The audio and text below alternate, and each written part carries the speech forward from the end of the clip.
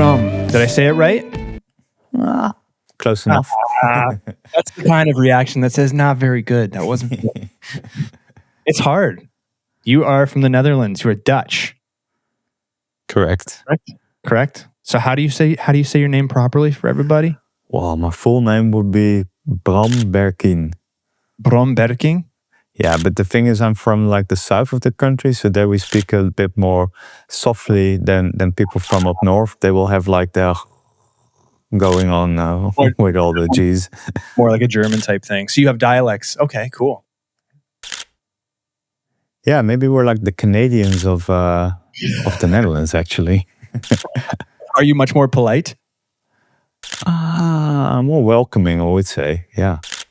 Oh, well, that's perfect. Well, thank you for joining us today. I have to make note that Aaron isn't here. He has a bad bout of sciatica, and he is a warrior. So if it wasn't really painful, he would be here. So that means that it's serious.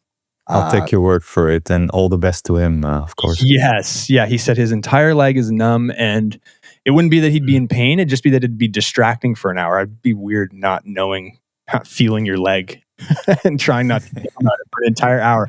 But so we'll think about him. It's just going to be you and I today, if that's cool with you. I will let listeners know before you give your backstory of how I found you. I already explained this to you. Obviously, you know this because we've been in communication.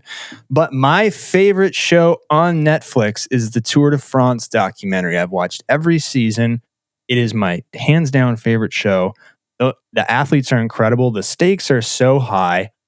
And I decided after finishing the most recent season that I would go looking for a team photographer that was involved with one of the teams because I wanted to talk to someone like that. And today we are doing so because you are involved with the team Lisa bike, formerly Jumbo-Visma. Is that correct? It's actually Visma-Lease bike now. Team Visma-Lease bike. Got to get it right. Okay. And here we are. So you photograph members of that team and the goings on at that team. Can you maybe do a better job than I did of explaining what you do and how you came to be in that circumstance? And then we'll get into some of the more details. Well, you did a pretty good job explaining. Okay. And first of all, let me say that I'm loving the effect that this Netflix show has, that people are getting super psyched about cycling, and that it tries to explain the stories and the characters, make heroes out of them. And I hope the show has already garnered the sport a lot more fans and that are passionately following the sport. So I like that it does that. But yeah, I've been with the team for some 7 years now, 7 seasons. And basically my job has a couple of facets, let's say. So there's like the documentary approach, so covering behind the scenes at the races, at the training camps. But there's also the more commercial side, let's say. So that is focused on creating content for partners, for sponsors of the team.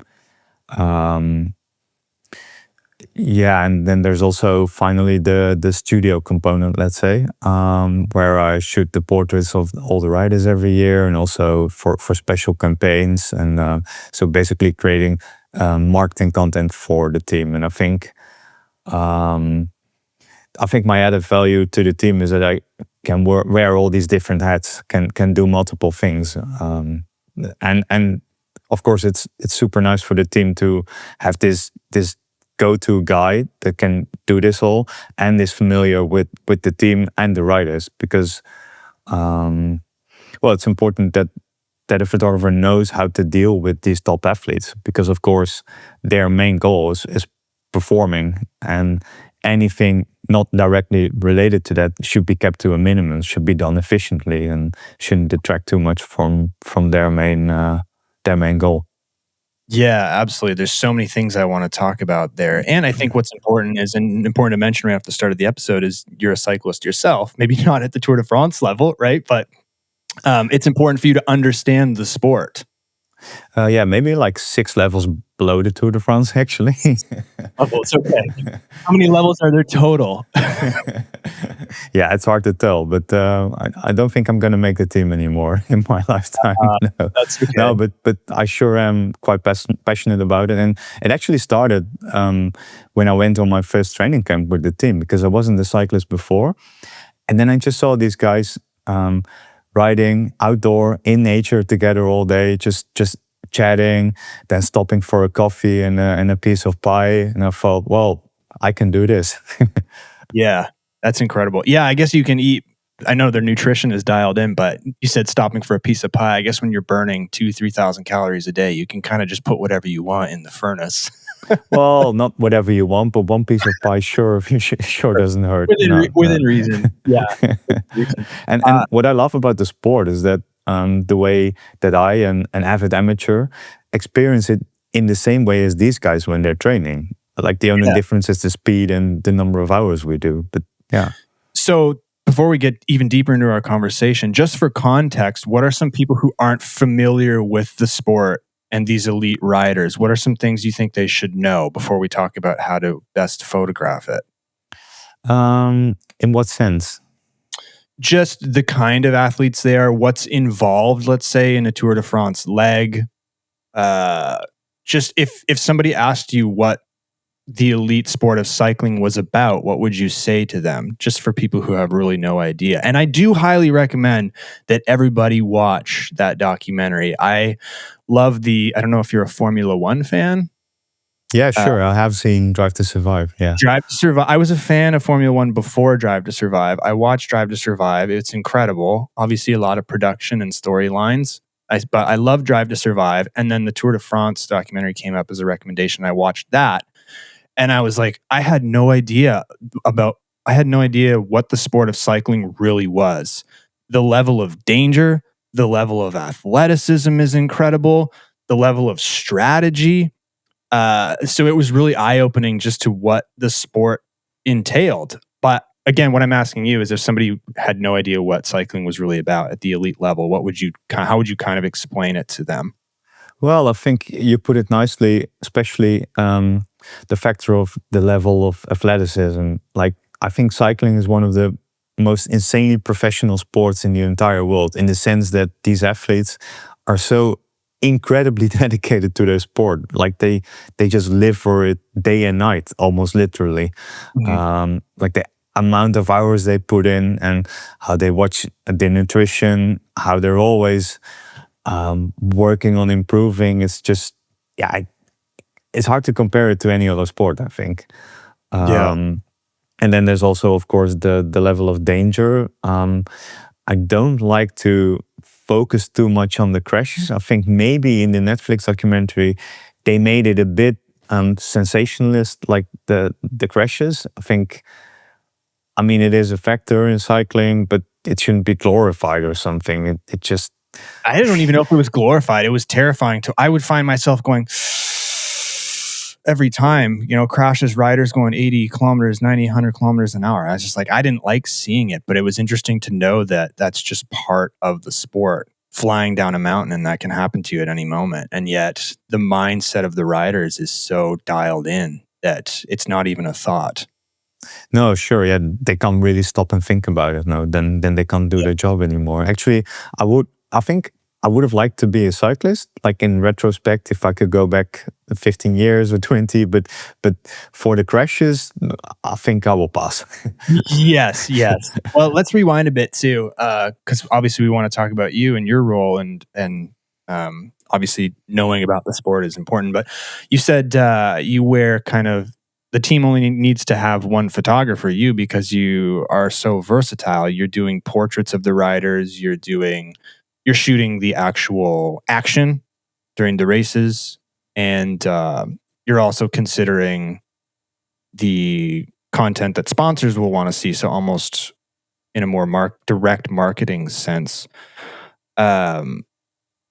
So I wanted to re-highlight that because it's obviously important for listeners to realize that if you can be multifaceted and have so many different genres of photography that you can excel at, that you become indisposable to someone, to a client or the team in this instance that you work for. Have you always kind of been versatile like that, or was that a learned skill? Well, I think it's a learned skill actually. Like traditionally, or I should say, when I started photography, I was really drawn to the human side of sports, and I still am. I'm not really, I wouldn't label myself an action photographer, to be honest. Like, Right. I won't be by the side of a sports pitch with this super long telelens and shooting close-ups of the action. I'm way more interested in what happens before and after, and just showing how people experience the sport or the adventure they're having or things like this. But I have worked for some commercial clients before I started with Visma-Lease bike, and I think these skills came in quite handy. Yeah. So I like that. So what you're saying is you're more focused on telling the process of what the teams and athletes go through as opposed to showing the final moments of performance. That's more interesting to you. Yeah, and also I think that in sports, especially during the event itself, there's like such a incredible bunch of photographers always that are all capturing the same moments, and I feel like my added value there, it's hard to kind of do something special or unique. Then it's hard to be the best when there's 50 guys grabbing the same moment. So I like to well, let's say, pick my battles and go for something different, go for a different angle. So maybe not shooting those moments. That's a good point. It's, yeah, what you're saying is, I want to stand shoulder to shoulder with other people who are going to get the exact same shot as me, maybe actually more skilled than me, whereas I can lean into my strengths and tell a more unique story by utilizing all my different skill sets in each genre and making myself totally unique in that sense. Because I think people would hear, oh, photographer, if they didn't really dig into your work, people would hear, oh, he's works with the team, he's probably shooting the stages and all the action stuff. But no, it's it's looking at your website and your work, it's so much more involved, and it seems like you get to have a personal connection. Like you said, the riders are focused entirely on performance and achievement and doing these things, and you're probably trying to capture the images that you need to quickly and efficiently so that you're not taking away from their attention. But it seems like you must have some level of personal connection with the riders and the team. You'd have to, wouldn't you?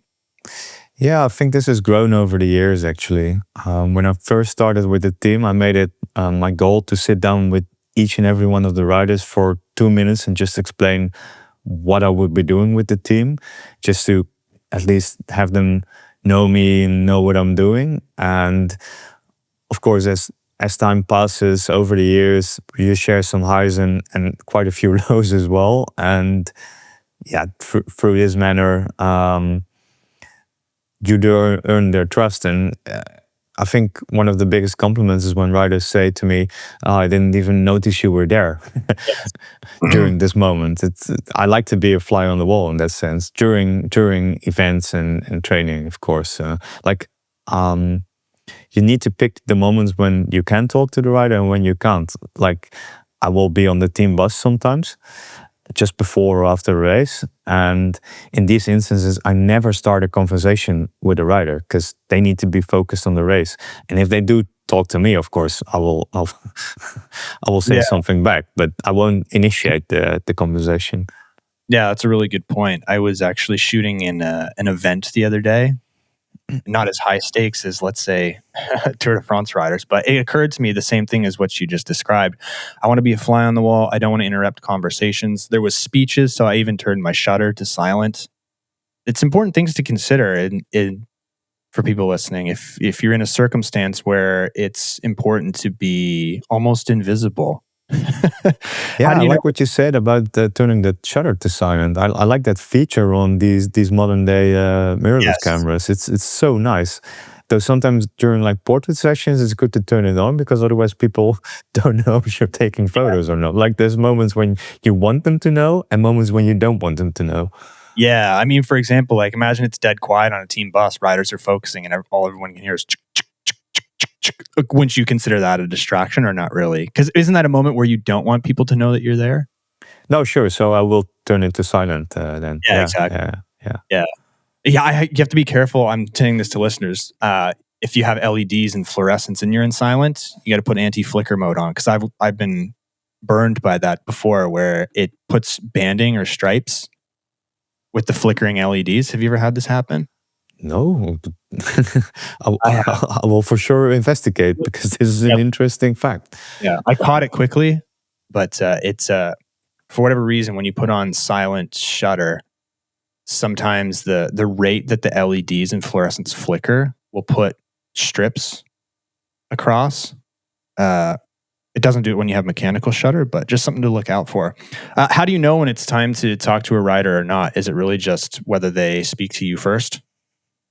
You mean like on the team bus or in general? Yeah, sure. You mentioned, there's times where maybe it's the majority of the time that I'm not going to speak to them because they're focused on what they're doing. Is it always like that, or is it circumstantial? Well, I think what's important when dealing with athletes like this, and it's not just in cycling, is you have to kind of see through their reputation, let's say. It's kind of a cliche, but they're humans just like you and me. And when you kind of see them as your colleague and not this superstar rider, then it all falls into its place, if you get what I mean. Like, Yeah. I mean, with a colleague, you would also sometimes have a conversation and sometimes you wouldn't, right? It's just workplace interaction, I guess.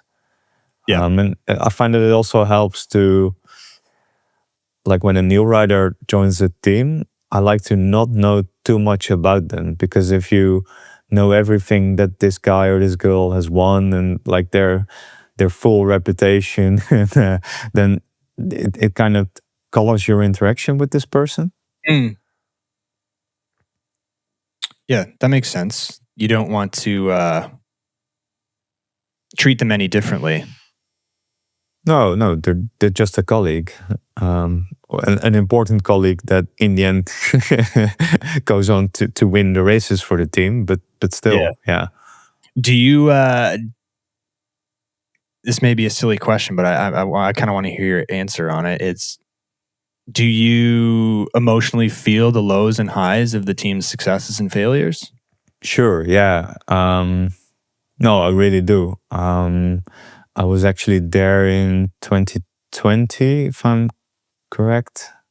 Yeah, 2020, when the team was on the verge of winning the Tour de France for the first time with their Slovenian rider Primož Roglič, but he lost it on the penultimate day of the race in a completely unexpected manner in a time trial on a super steep climb. And I was there at the finish line. Cellular reception was super bad, so I was still under the impression that he was going to win the race, and then somehow the whole thing just came crashing down, and some other guy won, Tadej Pogačar. And yeah, that was just like I wouldn't call it a traumatic experience, but yeah, that really did something to me and to the whole team, I think. But the very next year we did win the race, so maybe it needed to happen somehow. I don't know, but yeah, I sure do live these moments. Also, the highs, of course. I'm a member of the team in that sense. Absolutely. Yeah. First of all, Tadej Pogačar is a beast. Yeah, he is. So, when you have a really disappointing or low moment like that, is it equally as important to photograph that? I was just thinking about this because I wanted to add that I do live the highs and the lows, but it's important not to get too carried away, because I still have a job to do, and these moments, even though at the instance that they're happening, you'd rather just put your camera away and give someone a hug or whatever. There's so much value in documenting these moments. Yeah, I'm sure it makes documenting the wins even sweeter. I mean, because going back to what you said, you're telling a a story start to finish, a lot of the behind the scenes. And I think those mega disappointments are part of that story, right? Yeah, sure, of course. You need them to tell the whole story and for the highs to be highs. Yeah. And one interesting thing is that when we do win, I'm usually so busy documenting all the first reactions of the riders and the staff, and that I oftentimes forget to congratulate the winner. Like the winner on our team. I mean, all the staff is giving him high fives and things like this. And after half an hour, I'll be like, oh, I didn't even congratulate you on the win yet. And then it's kind of an awkward moment because like the first emotion has passed already. So yeah, it is how it is.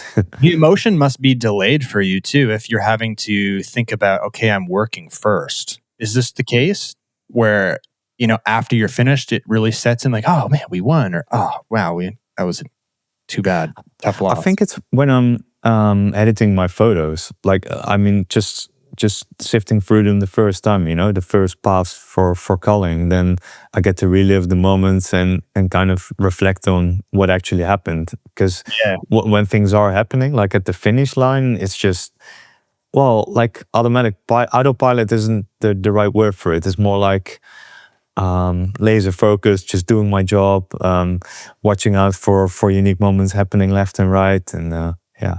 How are you spotting those moments? This is a question listeners would love to know. Like, how do you know that's a great moment or a great moment is about to happen? What are you looking for? Yeah, it's a super good question. I think at its core, it's about experience, of course. Cycling races, especially at the finish line, they follow this pattern, even though every time the location is different and the people are different and there's all this hassle with accreditation and where you can and can't go. Like security will pull you away even though you do have the right accreditation. It's like this constant struggle to even be able to do my job. But and every country, every event organizer has different rules for this, and this is something that you learn with experience. And I think by now I can kind of, but I do have to remind myself of it. So kind of make a tiny plan in my head, like, okay, this is what will happen in the next 15 minutes, meaning this will inform where I should be to anticipate these moments happening. Okay. And then when those moments that you've envisioned come to fruition, what even more specifically are you looking for? Smiles, like tears? Are you waiting for someone to embrace? Like, what are you really looking for to make sure you get good images in celebratory moments?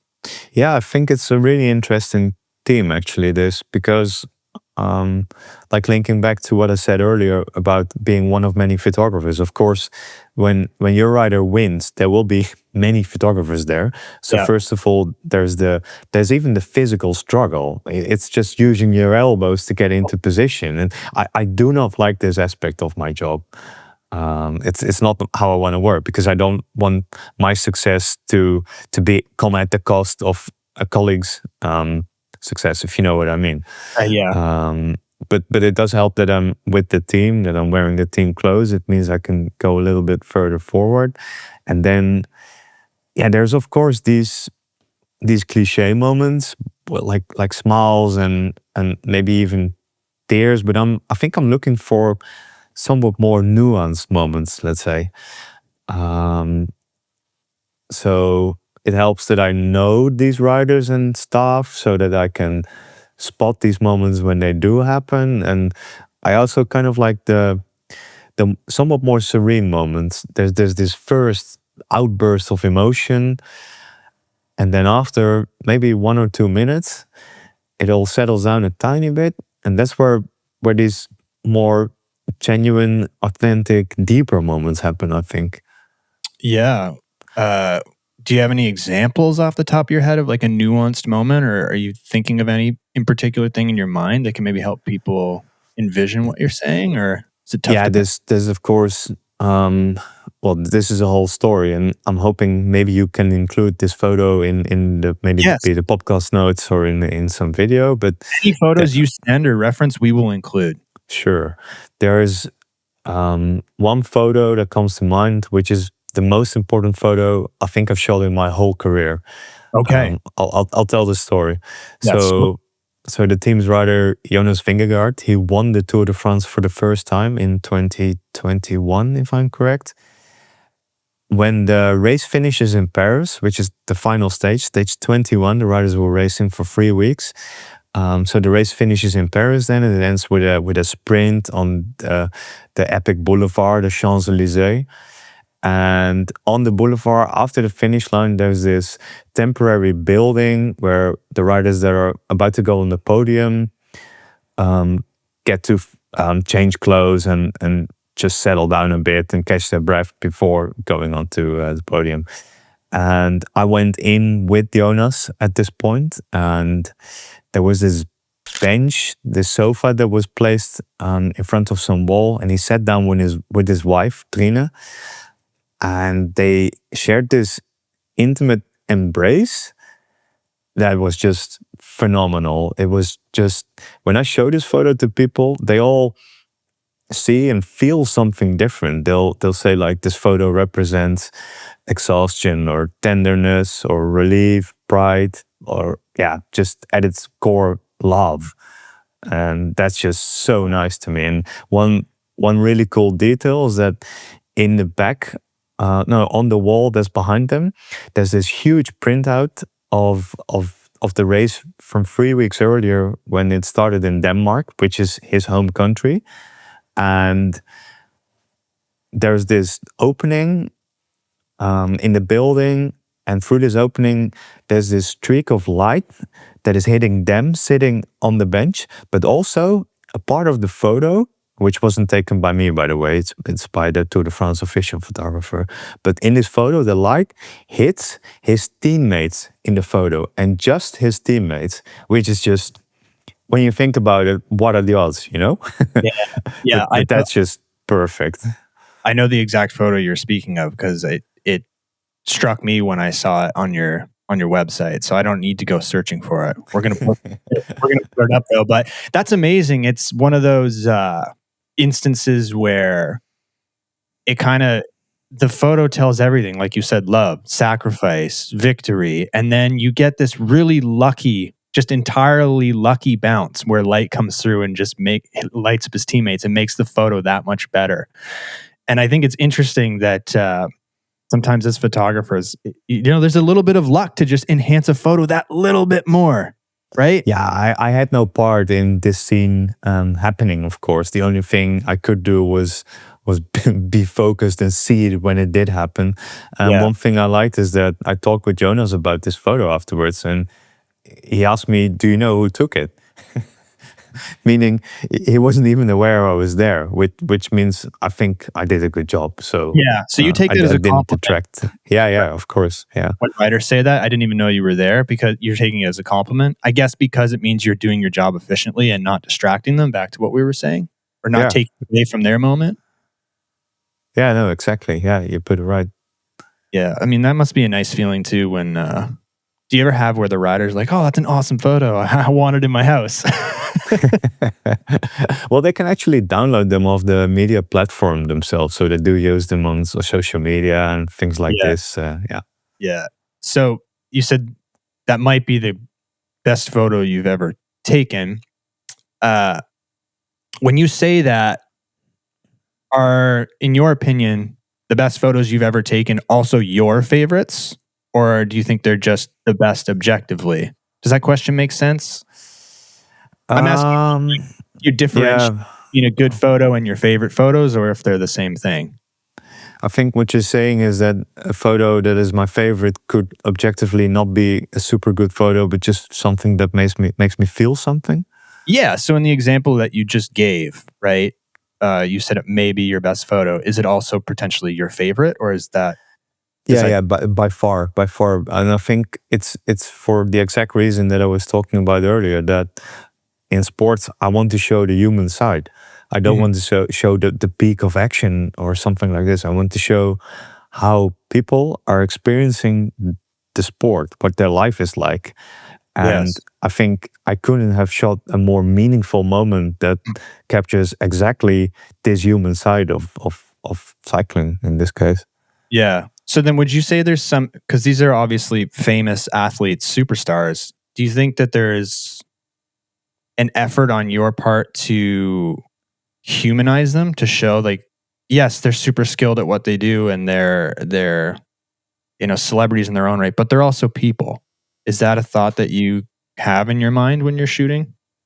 Yeah, I want to bring out their personality and show this, and I think it's super beneficial to the team and to the sport to kind of show who these people are. They're not just robots wearing a helmet and these big Oakley glasses, and Yeah. they're people with a life. And I think, of course, the Tour de France documentary on Netflix does this super well. It Yes. creates these storylines, and actually, it's funny. I was just thinking when COVID hit. The whole cycling world was super strict with preventative measures. So they would make the riders wear the face masks often, and this made my job super hard because you couldn't see half of their face; you could only see their eyes, and it turns out that without a mouth and the whole facial expression that was behind the mask, it was kind of hard to show who these people are and how they were experiencing the sport. So I think it made my job quite a bit harder for 2 years. So I'm happy the masks are pretty much gone now. Yeah. How did you manage that then? In what sense? Well, I mean, you can't just say, I can't do my job because there's masks. You obviously had to figure out a way to continue on, or was it just waiting for the moments when they actually weren't wearing face coverings, or were you able? I mean, it's a good thing that they weren't racing wearing the masks. So just before and after the race, of course, Sure. they would not wear them. So these are the moments to kind of seize the opportunity. And actually, I think this is also something that I've learned over my years with the team, and I think as a photographer in general, is that I used to really overshoot so much. Just get home with like 5,000 photos from one day of shooting. And I think as I grow more experience, I know which moments to shoot and when to not shoot, because you don't need to shoot just so you have it. I mean, with some experience, you can tell if a photo is going to be used or not before you're even shooting it, I think. And with the masks, of course, this was a prime example, because when they were wearing the mask, I already knew that the team wouldn't be using it on social media and it wouldn't be good in my portfolio. So it doesn't make any sense to shoot the photo. Yeah, it'd be such a shame too if everything else about the photo is excellent, and then in this case, in this example, there's a mask, and you're like, oh man, it can't be used just because of that one factor. That's a bummer. But often that's the case with photos. Everything is great, excellent, and there's just one tiny factor that makes it unusable. I think what you said is, I used to shoot, you said 5,000 photos. That's a lot. It's a very difficult habit to get out of, because and I know I used to struggle with this, not so much anymore, and maybe some listeners do struggle with this and are trying to get over this. Aaron and I do advocate for being more intentional with photos, and we actually, on our trips that we take, we have contests to see who can take the least amount of photos but still come away with a good portfolio, because it's a good exercise for people to be more deliberate. But it is a hard habit to get out of, because you feel like, oh, I may not ever be in this moment again. I want to make sure that I have everything that I possibly can. But it does, when you go to call or edit, it makes, it can maybe dilute the quality of your shooting session, but it can make it so tiring to cull photos.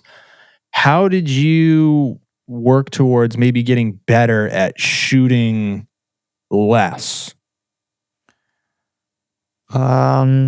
Getting out of that mindset of I need to have absolutely everything versus I'm going to pick and choose the really good moments. Was it getting frustrated with overshooting? Was it just experience and knowing what to look for over time? Like, what could people, if you were giving advice to somebody listening, how can I stop shooting way too much? What would you kind of say to them? Well, I mean, getting home with 5,000 photos and having to cull through them, it's kind of an incentive to shoot less, isn't it? Yeah. Yeah. No, but I think it's kind of like trial and error. Like, if you keep noticing that certain photos aren't used by yourself or by your client, then there should be some sort of learning process there, right? But Right. I think it's also about, like, I'm still overshooting, or at least shooting a lot of photos, but I'm just shooting them in very select moments, because especially when shooting people, and sports even more so, I think the human face and body is just so incredibly dynamic that there's many moments where that are suboptimal, that people just don't look their very best. And in cycling even more so. So when a rider is on his bike and pedaling, then there's multiple positions for the crank to be in. So the pedals could be level, the feet, or they could be one on top and one in the bottom. And the thing is, when they're level, the pedals, it kind of suggests that the person is coasting, like he's not pedaling. Like they're not putting effort. Yeah. No, exactly. So these photos I always throw away as soon as I can. But I mean, it's a big lottery. You can't really time for the crank to be in this position or some other position. So so when the light is good and when the scene is nice, then I just get a bunch of photos of this specific moment, so I can pick the one where the crank's positioned the best. Yeah. And the same goes for faces, of course. Yeah. You know that 1 out of those 10 in that moment is going to be with the pedals properly, maybe calf muscle flexed, good facial expression. But yeah, you have to know that you're going to have throwaway photos in that moment because you're going for something very specific. And it's just, again, that a little bit of luck too, right? And timing.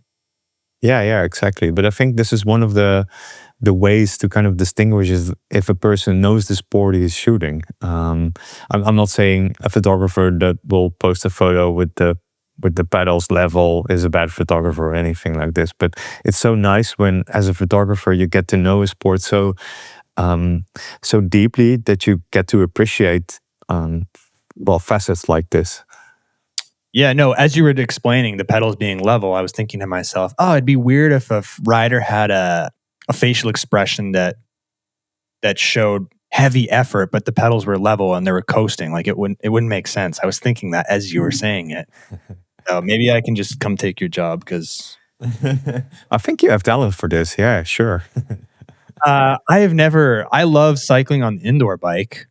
It's a lot of fun. I've never road cycled. Like obviously I've ridden my bike on the road, but not in the same sense of what the sport is. I see people doing it and it looks like a lot of fun, but how long have you been cycling?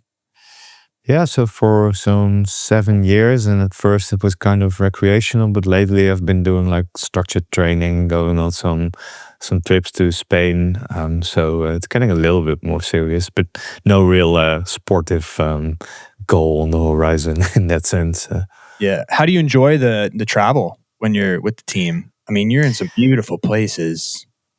Yeah, it's an interesting question, I think, because when people hear that I'm working with a team and taking all these trips, I think what they have in their mind is that I'm visiting these beautiful cities and going out for tapas in Spain and having sangria and things like this. But you're like, no, I'm stuck in the hotel.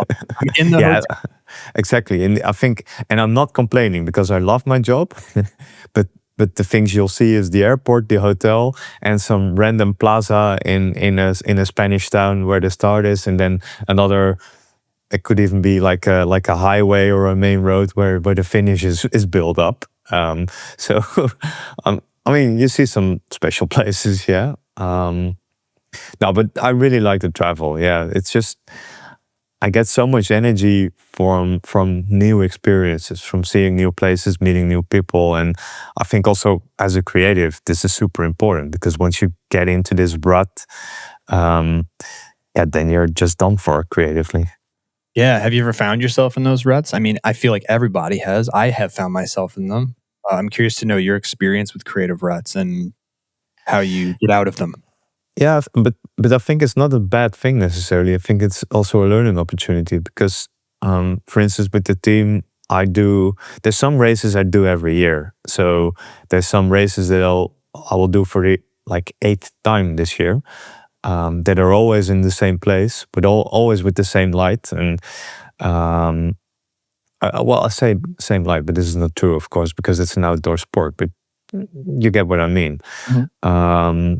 So then there is this danger of getting into a rut, but I think there's an opportunity here because you kind of have to force yourself to approach the subject in a different way, I think, and just do something different than you did last year. And then there's the opportunity of failing, of course, because you were doing it the same thing for all these years for a reason. But yeah, maybe you'll get something even better. Yeah, I like what you said about the creative ruts are important because it makes you rethink your approach. If everything is just going great forever, you may not have the same incentive to change or do something different or visit a different place or photograph a different subject. I think it's the equivalent to being bored. I've said this before. I think being bored is a good thing. And I've seen a lot of people advocate for boredom because it forces you to come up with something creative to fill that urge. Yeah, nicely put. So being bored to you is also putting your phone away, just taking away all external stimuli and just being. Yes, I'm so glad you said that because I think in today's age, the go-to reach for boredom is I'm going to pull out my phone. I'm going to go on Instagram. I'm going to play a game. And you instantly satisfy that discomfort that comes with being bored. That if you didn't have a phone, you might go outside for a walk with your camera. You might make something with your hands. I don't know. I was nodding my head when you said put the phone away because and embrace being bored, even if it's. I don't know why we're so. I say we in a general sense. It just seems like there's a trend towards there's this discomfort and this dissatisfaction with any ounce of boredom. What do you think about this? Do you have any thoughts on this? Yeah, sure. I'm completely on the same page, but I have to say I'm not a perfect person in this sense. No, it's hard. Just, I mean, the devices are addicting. I think as humans we're just incapable of dealing with the temptations of the devices we have nowadays. We're just too weak to resist the temptation, let's say. Yes, I agree with that entirely. There's billions and billions of research and marketing dollars spent at how to make the things in our pocket as addicting as possible. So I always say, I'm not going to be so arrogant to think that I can outsmart that.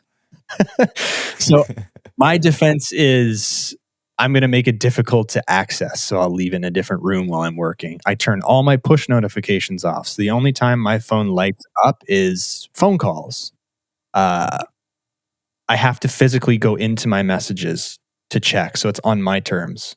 Or, I think that's the only way you beat it is to cut it off at the source. I know we're going on like a different path here with the conversation, but you brought it up and it just made me think of that. I mean, like, obviously when you're doing what you're doing, you're probably not, other than sharing and maybe posting, like you can't really be on your phone, right? Well, to be honest, I think if I wasn't a photographer, I wouldn't be on Instagram. It's like... I've said the same thing. Yeah, it's kind of a necessary evil, I guess. Well, I've questioned that.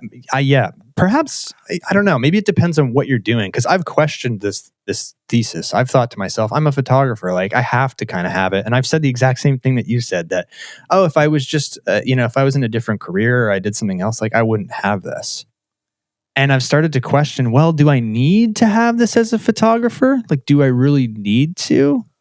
Yeah, it's a good question because I don't think I've ever gotten a lead that converted into an assignment through Instagram. But that doesn't mean it's not useful, of course, because I also see it as another portfolio. So there's my portfolio website, which is super static. I mean, I update it occasionally, and then Instagram is just a little more up to date than my website, maybe. So I can imagine people would check it out and then send me an email, but I don't get leads every day through Instagram. It's just not that useful for me. And I'm no influencer, of course. I don't have 10,000 followers, but the influencer life takes a certain personality. You know, you gotta. I think it's a personality you have or have to work really hard to have. Yeah, and I think I would have to kind of change my personality for this. Yeah, it wouldn't be me. It wouldn't be authentic. So yeah, and then I think that's just it, right? People who are influencers and it's authentically them. I think it works brilliantly for them. But people who want to be an influencer and feel like they'd have to change who they are, I don't think. I think I'm in that boat. Yeah, that's how I feel. People or before we recorded, you said that people could. Catch a couple of your cameos in the Netflix show. Yeah, I think there's at least.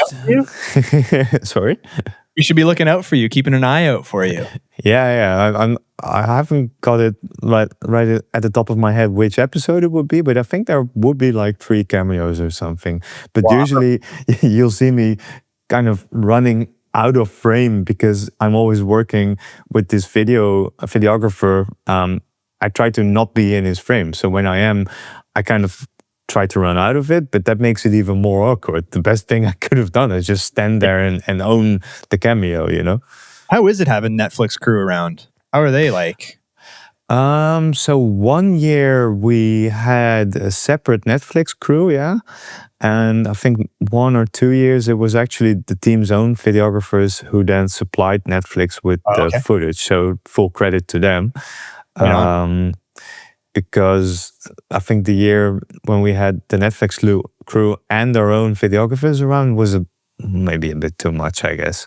Yeah. But yeah, they're nice. They're just super creative and experienced. And there was this guy who was doing sound for the documentary, and he was just a total geek about sound. But in a super positive and respectful way. He was the whole day he was looking for sounds to grab. So he would put a microphone close to a bike's chain, but also what he did was he rigged a cap that a rider would wear on the podium with a microphone. So he put the microphone in the at the back of the cap, so it wasn't truly visible, and that way he could kind of record the rider's reaction when he was on the podium, like maybe screaming or having a little chat with some VIP on the podium. And it was just amazing how you think of these things. I mean, that's what it takes, I guess, to be a professional like yourself, is like considering all these, you said it earlier, like these nuanced, you said nuanced emotions and things, but just like small things like that matter. But I was interested to hear how it was having them on set or in the environment with you guys. That's cool. I love the sound of the gears and the pedals turning, so credit to that guy, maybe. He did a good job, yeah. What's one thing maybe that's obviously the riders are physical beasts, but also the mental capacity to block out noise and push through pain is almost superhuman. Beyond that, is there anything you've learned or picked up or just absorbed from being around that kind of environment with that level of elite fortitude, both mentally and physically? Well, there's actually, I think it's a really nice tie-in. Not to promote my own successes in this podcast, but I recently, some 2 or 3 weeks ago, I gave a TEDx talk. TEDx, and not the global, not the global one. Is it live? It's not online yet, but it should be at some point in the next few weeks. Okay. And the talk was on my journey from having this dream of photographing the human side of sports to finally shooting the most meaningful photo, the one with Jonas. And in the talk, I explain how I learned from the athletes that I work with. So I had this dream of photographing sports, but it wasn't going as I wanted to. I graduated from university, but then had to spend 5 years stacking suitcases at an airport because I just wasn't getting enough work from clients.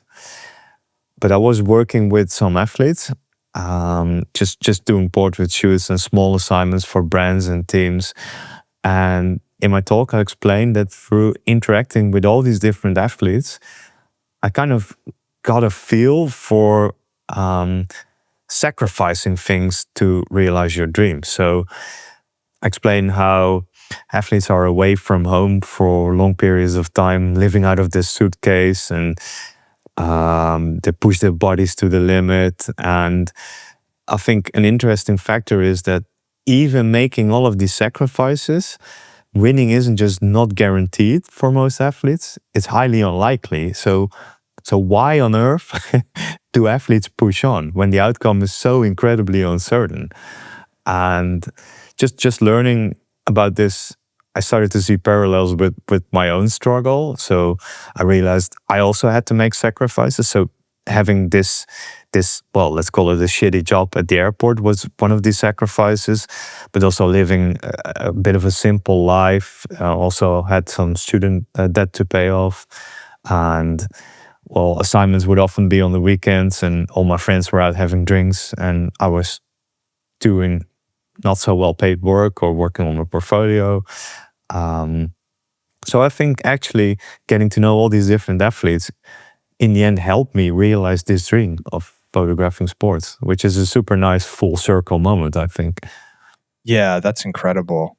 Yeah, I gotta, not to make you all embarrassed, but I got like goosebumps there when you mentioned they taught me the importance of sacrifice, and it's and beyond what you said, the importance of sacrifice when the outcome isn't certain.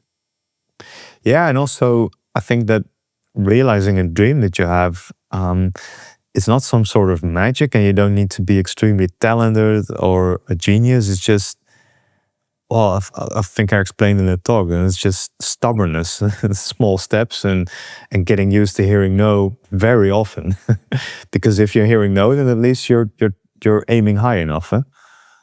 Yeah, that's absolutely right. And I think this is something that I've tried to do, is to you said realizing your dreams, but setting goals or ambitions that if you work your hardest and everything goes right, there's still a 50% chance that it doesn't work out. I think when you pursue that or something that's similar to that, I think you're aiming high enough. That's my personal opinion. Yeah, super nicely put. And I think that finding pleasure in this journey is the very key to success in the end. Absolutely, because when you do achieve what you set out to, the victory is so short-lived. Have you experienced this, where it's like, this is awesome for 5 minutes and now it's back to regular life? Yeah, sure. And I actually read about this study that they did with Olympic athletes. I think the outcome was that when you get a silver medal, a gold medal at the Olympics, like the effect, the victorious feeling, it lasts for like 24 or 48 hours. Mm-hmm. And then your life is just back to the same. So even reaching your very highest goal as an athlete, like the payoff is just so incredibly limited. So you better enjoy the road there. Exactly. I was just going to say, like, that conclusion lets you know that you to enjoy the most of life that you can. Like, you have to enjoy that entire build up to that 24-hour moment, because otherwise it just doesn't make sense, right? And that's something that I think we're all constantly working on, how, especially when the moments aren't enjoyable, things are going wrong.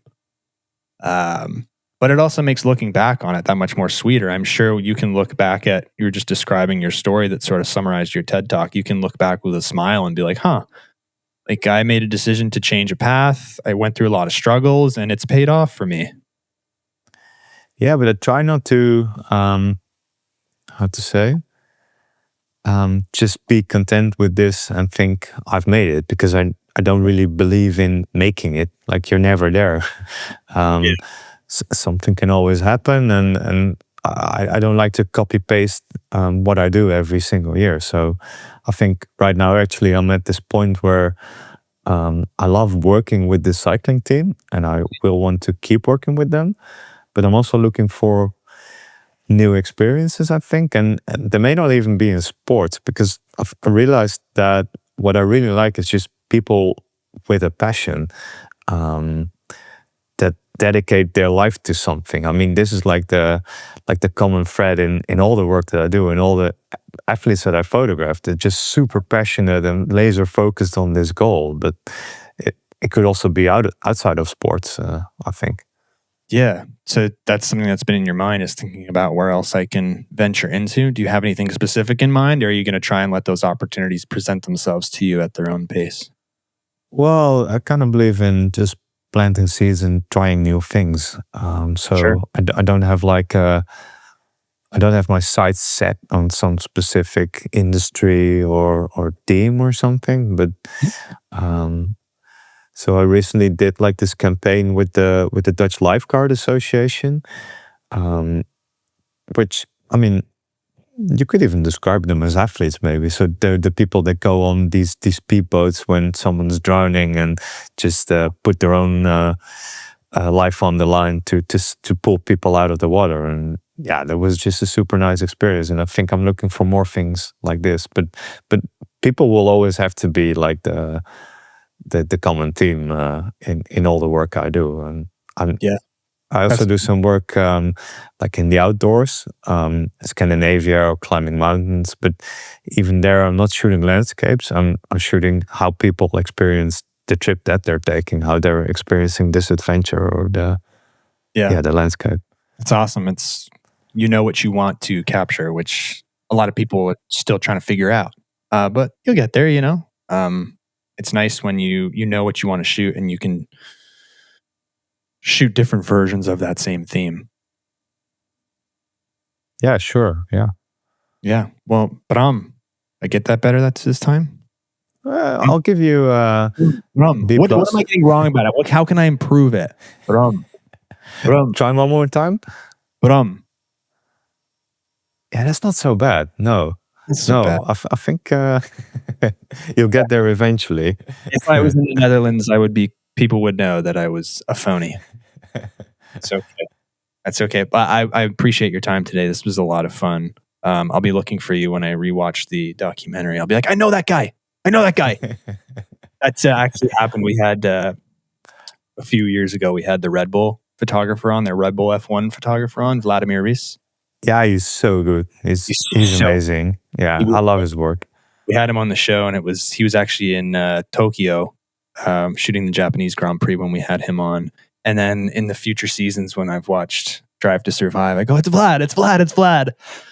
Now I'm going to go, it's Bram. I'm going to hopefully have said your name better by then. But everybody, check out that show. And thank you, man, for your time. This was a lot of fun. And Aaron, get better. Yeah, thanks for having me. And all the best to your colleague. All right. Till next time.